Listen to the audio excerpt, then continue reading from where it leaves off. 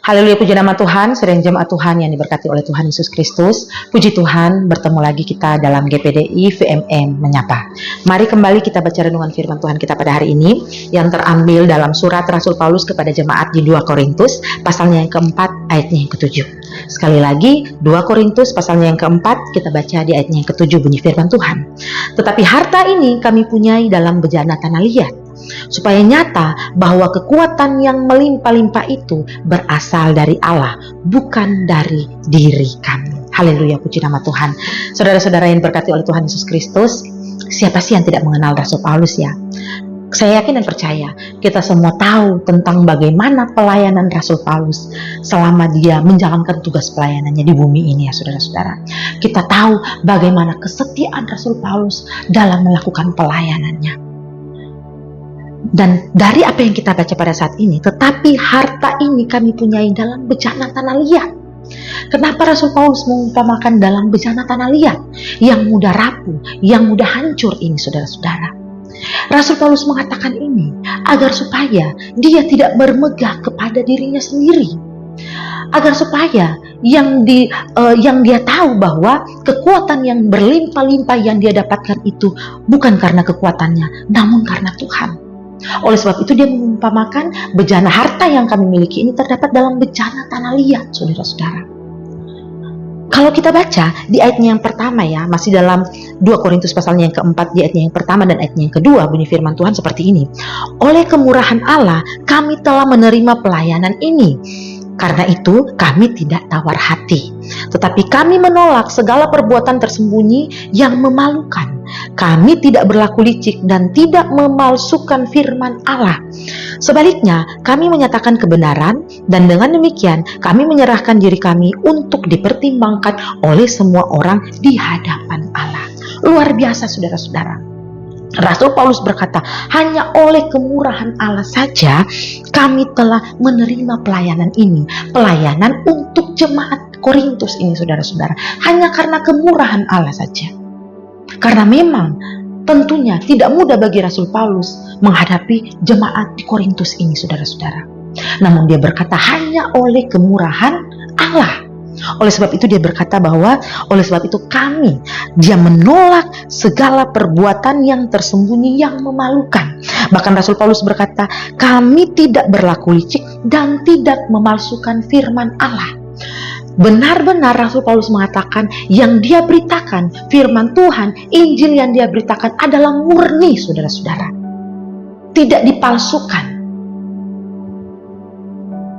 Dia menyerahkan dirinya sepenuhnya untuk memberitakan Injil, melakukan pelayanan Tuhan.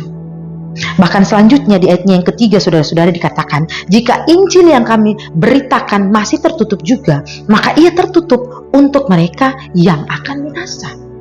Saudara-saudara, adakah di antara kita yang kalau mendengarkan firman Tuhan hanya lalu begitu saja?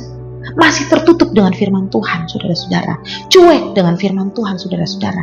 Di sini Rasul Paulus berkata, kalau masih ada orang yang tertutup dengan firman Tuhan, dengan Injil Tuhan, dikatakan mereka disiapkan untuk binasa.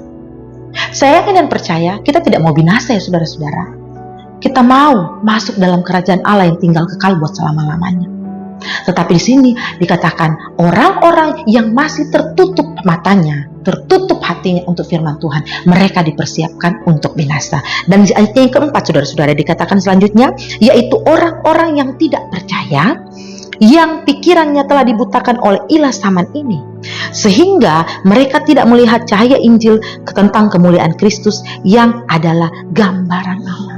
Mereka ini sudah tertutup hatinya, sudah tertutup matanya, tidak percaya juga kepada Tuhan saudara-saudara, yang sudah dibutakan oleh ilah zaman ini. Bayangkan saudara-saudara, di zaman itu, zaman Rasul Paulus, di mana Korintus itu kota yang berkembang secara pesat saudara-saudara. Dan Rasul Paulus berkata, ilah zaman itu saudara-saudara luar biasa. Apalagi ilah zaman sekarang saudara-saudara. Lebih lagi luar biasa saudara-saudara. Kalau kita tidak kuat di dalam Tuhan, kalau firman Tuhan ini tidak menjadi pegangan kita setiap hari, kita gampang jatuh saudara-saudara.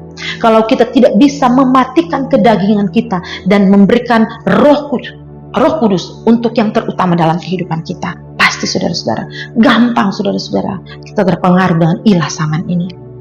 Tetapi kita mau belajar ya saudara-saudara, sebagai orang-orang percaya, sebagai anak Tuhan, kita mau belajar untuk berpegang teguh kepada firman Tuhan, untuk percaya penuh kepada firman Tuhan. Karena kita tahu ilah zaman ini sangat-sangat luar biasa dan bisa saja mempengaruhi kita.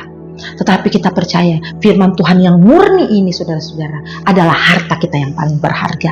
Kalau kita jadikan ini kekuatan bagi kita yakin dan percaya saudara-saudara, bersama-sama dengan Allah kita akan cakap dan bisa menanggung segala perkara. Amin. Tetap terus kuat di dalam Tuhan, tetap terus andalkan firman Tuhan, tetap terus pegang firman Tuhan, karena kita percaya kekuatan Allah, kemampuan dari Allah dan lewat Roh Kudus yang akan memampukan kita melewati setiap badai persoalan hidup. Haleluya, puji nama Tuhan. Mari kita berdoa. Terima kasih ya Tuhan buat firman-Mu yang kembali datang menguatkan kami. Mari Tuhan, mari Roh Kudus kuatkan kami selalu. Biarlah kami tetap terus berpegang kepada firman Tuhan, Injil firman Tuhan itu yang akan mampu melewatkan kami dari setiap persoalan hidup di tengah-tengah ilah zaman yang semakin jahat ini.